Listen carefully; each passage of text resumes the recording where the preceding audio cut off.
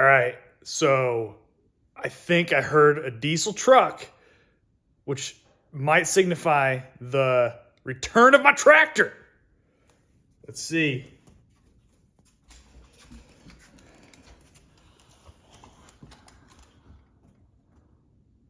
No. Okay. Not it. Sorry. But it is coming back today.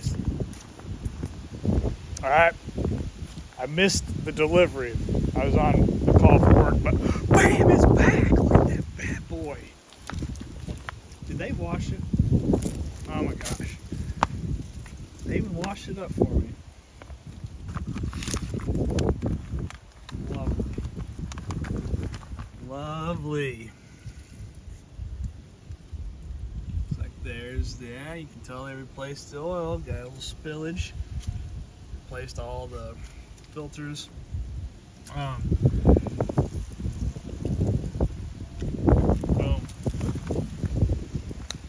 I don't have time to drive it right now, but tonight I'm gonna drive it and I'm gonna test it out, make sure it's all acting well, and then I'll give you a breakdown of what was wrong with it.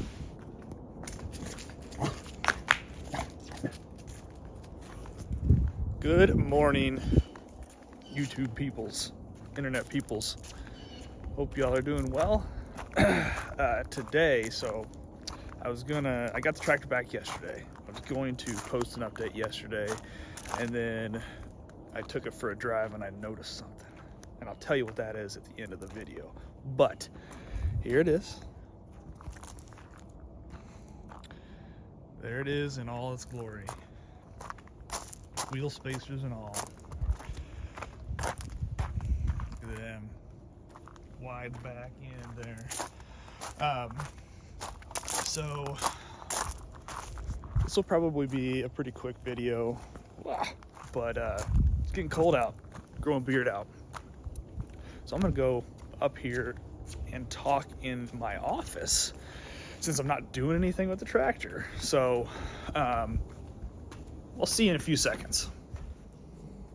Okay, stick around toward the end of the video because I'm going to show you the fuel filter and the park brake / differential lock that I talk about throughout the video.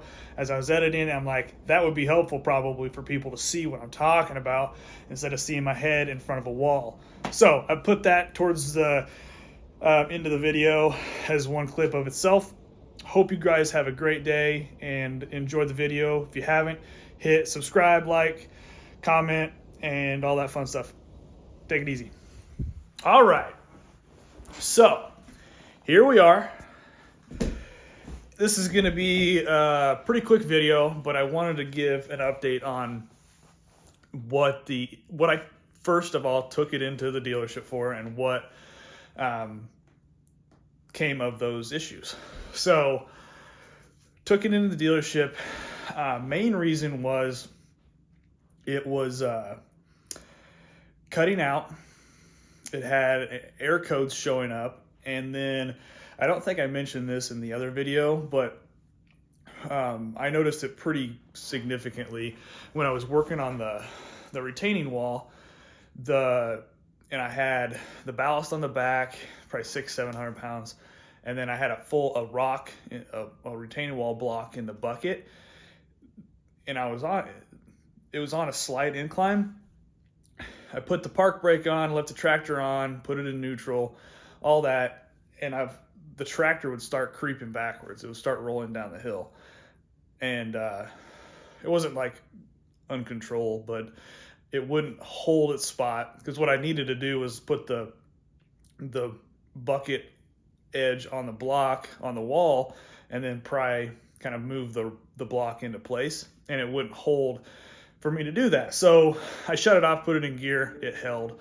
So I was able to get the job done, but it was just something that I noticed before I got it into Deere, so I had them look at that while they were in there. So first issue, the air code.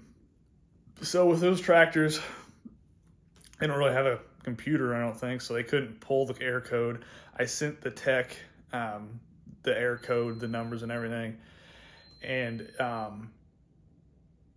ultimately sounds like about any time you take a plate, you know, whether it's a car or whatever, you take it in there, they try to replicate it. If they can't replicate it, you're out of luck. So weren't able to replicate it. I don't know.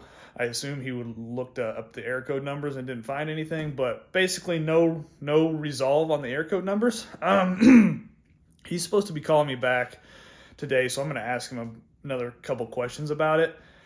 Yeah, currently no resolve for the error codes, which they don't affect the tractor's use, so it's not a big deal to me, but thought I'd just do it while I was there. So anyway, so no update on that. The next issue, the parking brake. So the parking brake, I don't think they were able to replicate the issue. But what they did do was adjust the parking brake to adjusted it tighter. So I haven't tested it out. So next time I use it, I'm gonna go test it out to see if it still happens. But that's what they did for the parking brake, just as a little bit of an adjustment, they said. The bigger issue, the last one, the sputtering, cutting out. So they were able to replicate that, which I was really happy about, because it was getting more common than it had been. So I knew it was getting worse. That was kind of dumb. That was an obvious thing, but they were able to replicate it. So what it ended up being was there's a fuel filter under the platform you sit on, the floorboard. There's a fuel filter under there, and they said that it was collapsed. So that would make sense. You know, that made sense when you're at high RPMs and under a load. It's trying to flow more fuel. It would collapse it, and that's why it would cut out. So ended up, I had him do a fuel system service, oil change service while I was in there. So that was part of the service. So really all it was just needed a new fuel filter. So that was all taken care of when they did the service. So I took it for a quick drive. I did not notice it cutting out anymore. So that's good. Again, I haven't tested the park brake, and then the air code. I started a couple times, so I haven't seen anything on that. But I mentioned at the beginning of the video, there's something that I noticed when I got the tractor back. And